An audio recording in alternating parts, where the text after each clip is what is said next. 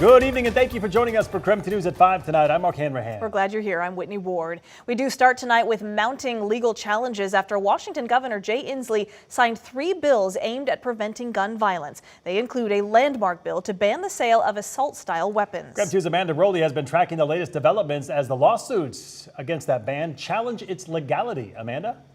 Before Governor Inslee's ink even dried, federal lawsuits that challenge Washington's new firearm ban have already started to trickle in. So far, we're tracking 2 federal lawsuits, one of which lists a Spokane gun shop and a former rifle Olympian as plaintiffs.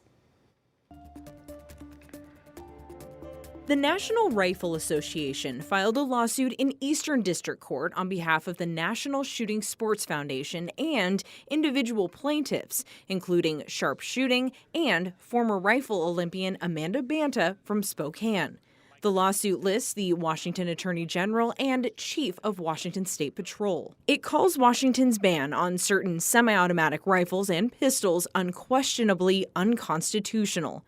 The lawsuit states few states have ever tried to adopt such an extreme measure, and for good reason, as no less an authority than the Supreme Court has already recognized that semi-automatic rifles traditionally have been widely accepted as lawful. Governor Inslee's signature on this law does not mean it's constitutional. Mark Oliva is the spokesperson for NSSF. He further explained the organization's intent behind filing this lawsuit. I think the people of Washington should understand that their Second Amendment rights belong to them, that they're not privileges that are granted and taken away at the whims of politicians in Olympia. During the signing of House Bill 1240, Attorney General Bob Ferguson said he was confident the ban would survive legal challenges. We have defended a number of bills related to common sense gun reform, and our record so far is pretty good against the NRA and against the Second Amendment Foundation. We are undefeated, and we plan to keep that record intact. The Second Amendment Foundation filed a separate lawsuit, also arguing the ban is unconstitutional.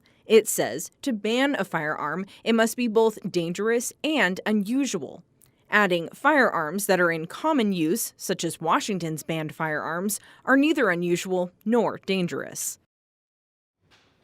Now, movement on these lawsuits won't happen overnight. In fact, it could take years to reach a ruling. But in the meantime, we'll continue tracking their progress. Amanda Rowley, KREM 2 News. Amanda, thank you very much. And just into our newsroom tonight, we have learned the prosecuting attorney in the U of I murder case will be receiving help from the Attorney General's office. Newly released court documents show a judge, that's not the correct video, but a judge did grant the prosecution, there it is, 2 deputy attorneys general to help support this case. This comes just 2 months before the suspect, Brian Koberger, is expected to appear before a Latah County judge and issue a plea. For more details, just go to our website right now at KREM.com.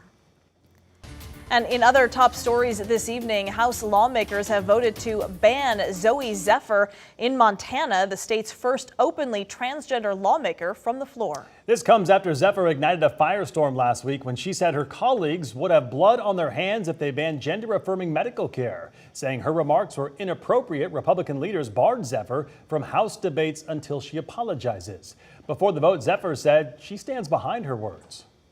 When you take away the health care that people need to live joyous, fulfilling lives, when you make it so they can't access that health care, you leave them in very dire conditions.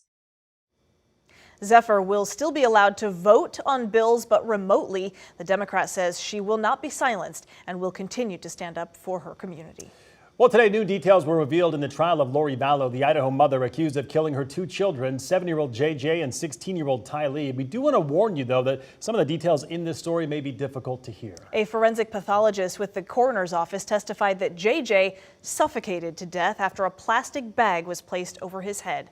He also says that Tylee's death was ruled a homicide, but they couldn't pinpoint exactly where or how she died because her body had been burned. Both bodies were found on the couple's property in Rexburg, Idaho. Vallow's husband, Chad Daybell, is also charged in these murders, though he will be tried separately. In our other top stories tonight, Spokane police are asking for additional information in a rape investigation. According to SPD, 32-year-old Brian Alt was arrested last month for second-degree assault and rape. Police say Alt and the victim met over a dating app. Detectives got information indicating that Alt may have been involved in similar assaults in the past. So if anyone has additional information, they are urged to contact that email right there at the bottom of your screen. Meantime, Spokane County Sheriff's Office is asking for the public's help to identify this man. Detectives say that witnesses reported that he exposed himself near Linwood Park on April 12th. He was confronted by 2 witnesses who took this photo. Anyone with information is asked to call Crime Check and use the reference number on that screen right now.